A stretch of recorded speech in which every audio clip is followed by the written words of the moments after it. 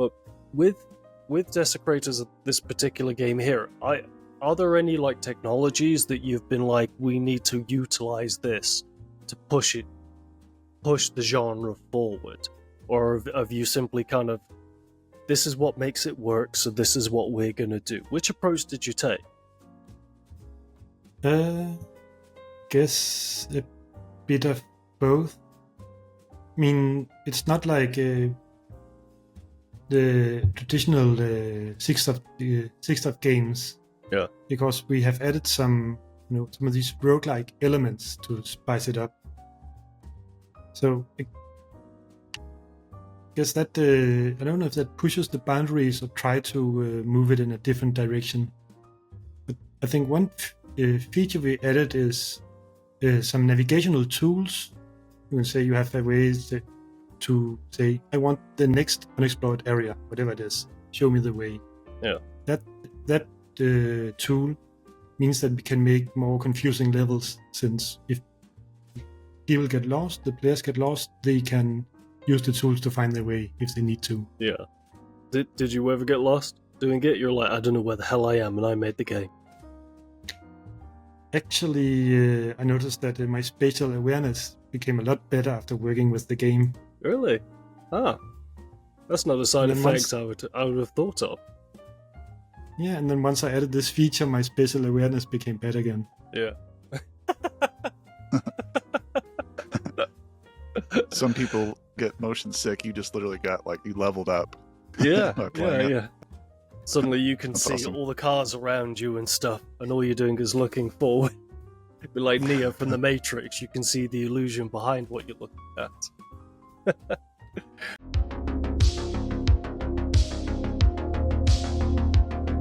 But in terms of the level and environmental design, speaking of that, how do you optimize that in the context of like a 6 Degrees of Freedom? Because the game is as much vertical, of course, as it is level. Most people, certainly our viewers that watch this anyway, are used to pushing forward and shooting. You know, movement shooters, they are a thing. Turbo Overkill is a great example of one, where there's great verticality, and a Doom Eternal as well. I don't know if you've played many of the Doom games. But how do you design a level where you're like, players need to be able to go everywhere around here? So, I think the biggest difference compared to, take Doom or some other Serious Sam game like that, that is that since we have this vehicle physics movement, then you don't really, you move like in smoother curves. Like, how I think about it is when you make the level or you make the components that generate the level, it has to be almost like a roller coaster. You have to be able to like fly in smooth curves up and down. Yeah. You can't have too many sharp turns or small openings, because that's not as fun to use. It's really tight in the combat. As you can be like, I was going everywhere perfectly fine. It's all kind of puzzles and exploration trying to figure out. And then as soon as something started shooting at me, I lost my shit and I ran like a little bloody girl away from them. And that was like the hardest thing for me to do, is to adjust to moving in a three-dimensional environment whilst engaging in combat. It's like, I know it sounds stupid, but it is literally a completely different dimension of combat in it. And the closest that I could come up with was one of actually my favorite games. It's called Sprawl, and there's a lot of parkour in it. So you do a lot of combat against something while you're not on the ground. You're up in the air, you're jumping, you're flipping around, etc.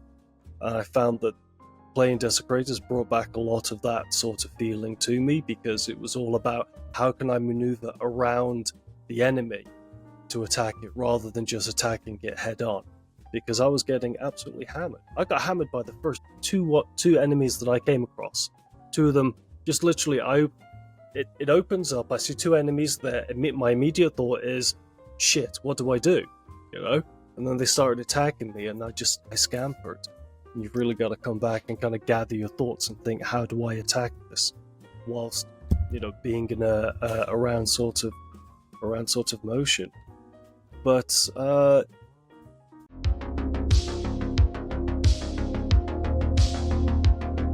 going from what I was saying earlier on, if you said that you'd still be a developer, and this game has roguelike elements.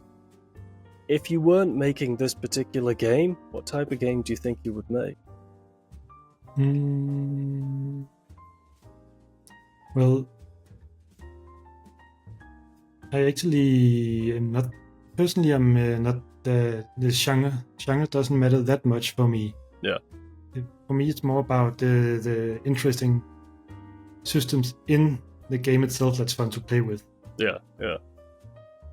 And then I leave the more overall direction to Oliver, at least while you keep having fun ideas. Now, on that same note, is the Six Off games kind of like y'all's jam? Y'all think you're going to be with for the foreseeable future, or do you think you might branch out and maybe have a genre here or there that's a little bit more distinct, or go a different direction, or stick with what works, what you like?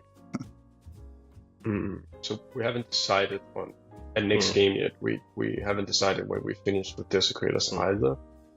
But I think if we were making a Six Stuff again, now that we have explored Desecrators for at least 5 years, you have a really good feeling for how the system works, why the 90s game did them like they did, and all of this. You really understand how the pieces are put together.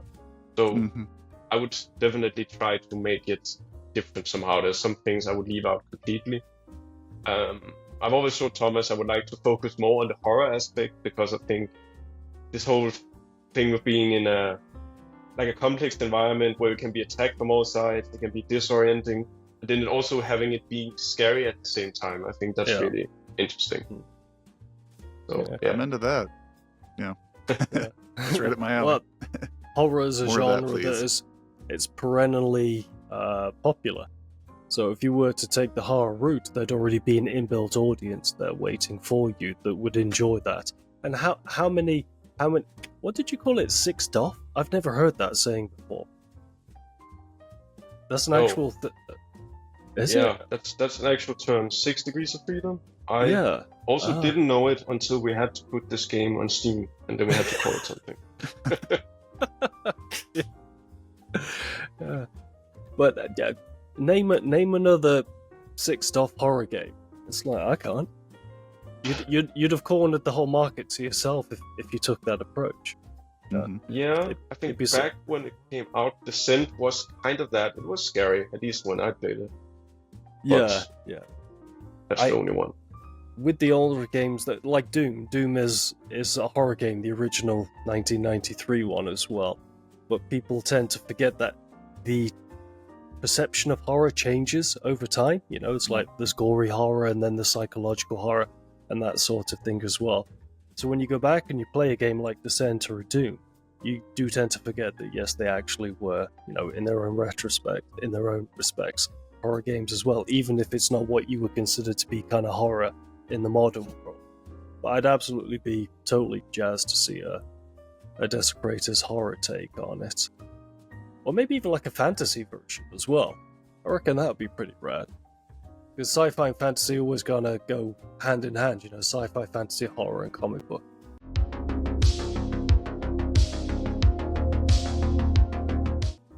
We do have a pretty good question from our last guest, the BioCrisis dev. We Jim. do, yes. A very strange question. Which, And it's a simple one, but I think it'll have an interesting answer, and it's for both of you. And debate is needed, but what is the best Arnold Schwarzenegger movie?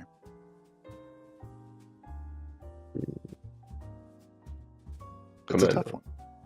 Commando. For me, it's I didn't see True that. Lies. Oh, yeah. True Lies. So Nobody chooses True Lies. That was know, one that right? I didn't. Everyone's always, you know, it's the Terminator, it's Predator, that sort of thing. True Lies is his 90s phase where I think things were changing for him because he did Eraser and Last Action Hero. He'd already done his comedy, you know, little phase. But True Lies is an absolutely blasting movie, especially because it's made by James Cameron, of course. But what is it about that film that, you know, appeals to you? I think it had Arnold Schwarzenegger, and then I really like the explosions in True Lies.